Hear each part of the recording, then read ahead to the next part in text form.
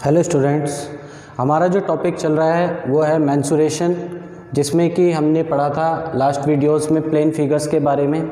उसी क्रम में आगे कंटिन्यू करते हैं प्लेन फिगर्स को। और अब जो नेक्स्ट फिगर हमारे पास आ रहा है वो है सर्कल। ठीक है, हिंदी में इसको वृत्त बोलते हैं। ठीक है, सर्कल। सर्कल क्या होता है, अगर इसकी ड्राइंग बनाई जाए तो सर्कल ये एक फिगर होता है। This is the centre of circle, ये वृत्त का केंद्र होता है।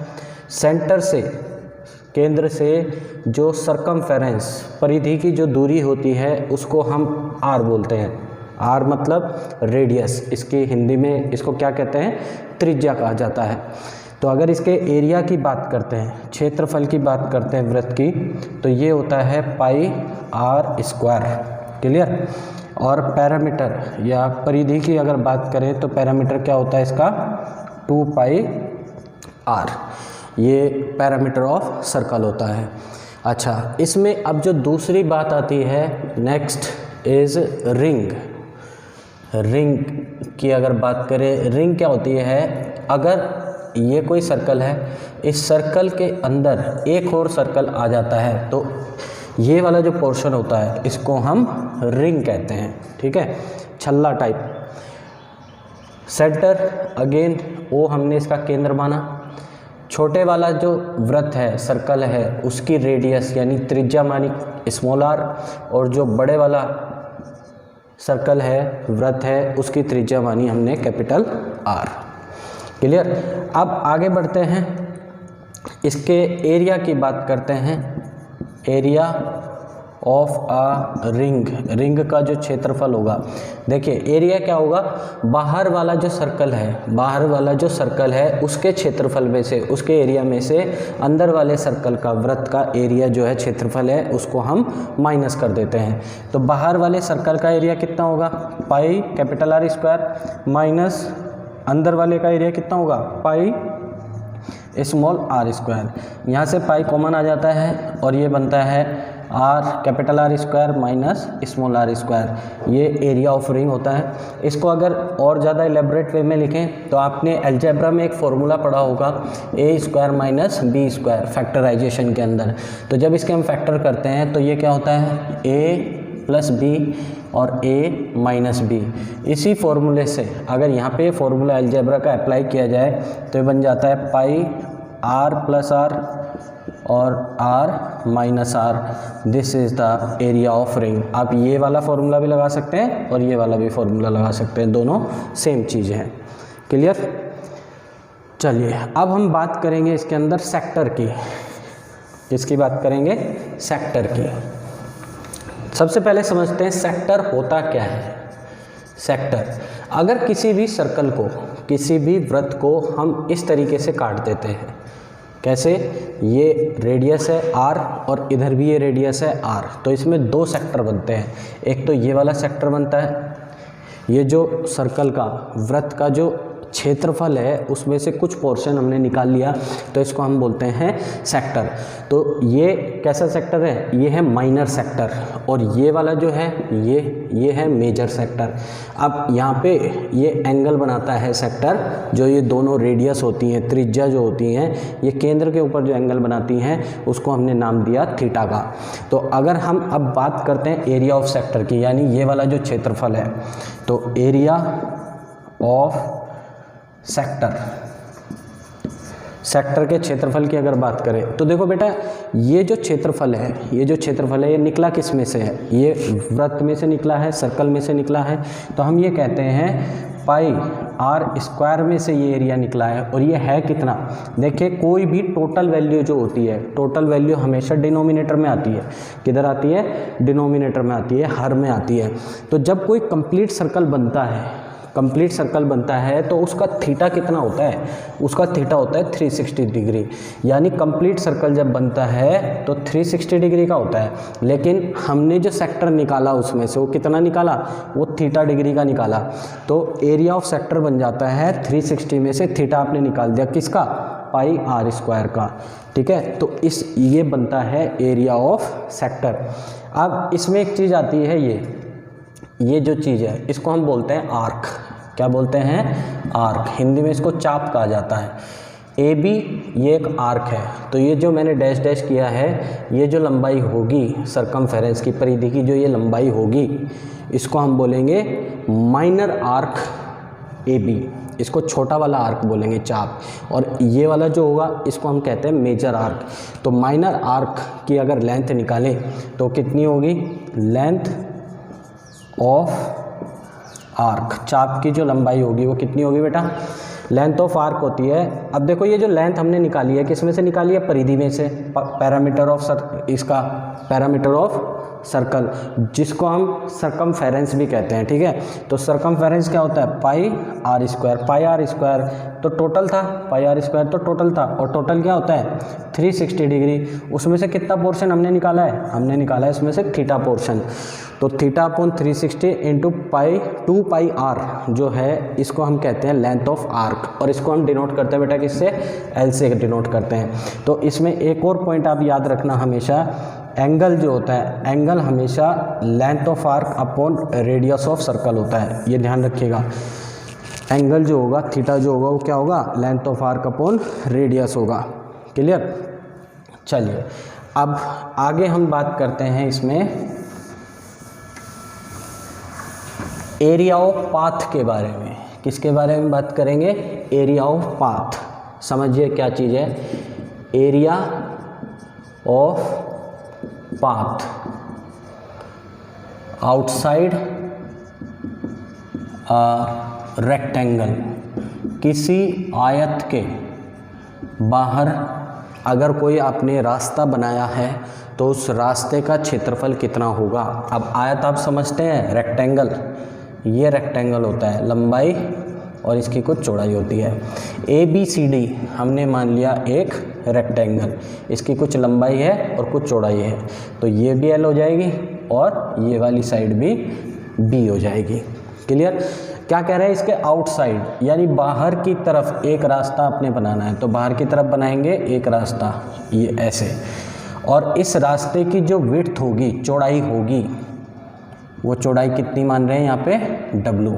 तो a dash, B dash, C dash और डी डैश, ये बाहर वाला आयत है, बाहर वाला रेक्टेंगल है, और A B C D small वाला रेक्टेंगल है।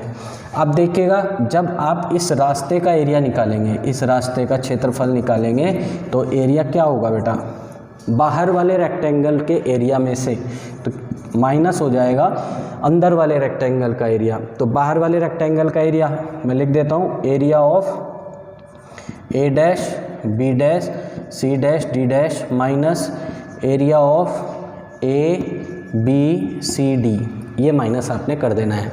आपको पता है एरिया ऑफ रेक्टेंगल क्या होता है, एरिया ऑफ रेक्टेंगल होता है एल इंटू बी।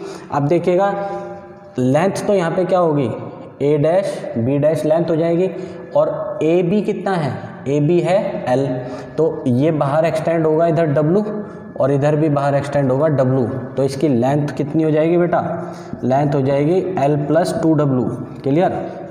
और ब्रेथ कितनी हो जाएगी, ब्रेथ देखिएगा कितनी होगी, ब्रेथ होगी इसकी बी डैश सी डैश, ये इसकी चौड़ाई है, ठीक है। तो ये चीज़ तो बी सी तो क्या थी, स्मॉल बी के बराबर है, तो इधर चौड़ाई कितनी है, ये W, और इधर भी चौड़ाई हो जाएगी W, तो इसकी ब्रेथ हो जाएगी B plus 2W। I think ये चीज़ आपको क्लियर होगी कि 2W क्यों किया गया, क्योंकि L तो ये लंबाई थी और W इधर और W इधर, तो 2W L में ऐड कर दिया, और जब ब्रेथ, जब आप चौड़ाई निकाल रहे हैं तो B में W इधर ऐड किया और W इधर ऐड किया, तो 2W ये हो गया। तो this is the area of rectangle A dash B dash C dash D dash. और ए बी सी डी का एरिया क्या होगा, वो आपने माइनस करना है, वो होगा लंबाई गुणा चौड़ाई, तो यानी L इंटू बी आपने इसमें से माइनस कर देना है। इसको जब बेटा आप मल्टीप्लाई करेंगे तो पहले L इस ब्रैकेट के साथ इंटू होगा, फिर 2W इस ब्रैकेट के साथ इंटू होगा, तो L को इंटू करते हैं पहले, तो बन जाएगा LB plus 2LW plus 2BW plus 4W square. 2W जब टू डब्ल्यू के साथ इंटू करेगा तो 4W स्क्वायर माइनस LB, तो LB से LB यहाँ पे कैंसिल आउट, और इसमें क्या करेंगे हम 2W कॉमन ले लेंगे। क्या कॉमन लेंगे? 2W कॉमन ले लेंगे। तो यहाँ से बचेगा L, इधर से बचेगा B और इधर से बचेगा प्लस 2W। तो बेटा area of path outside a rectangle, अगर इस पाथ का आपको क्षेत्रफल निकालना है तो आप फॉर्मूला लगाते हैं 2W into L plus B plus 2W। Clear?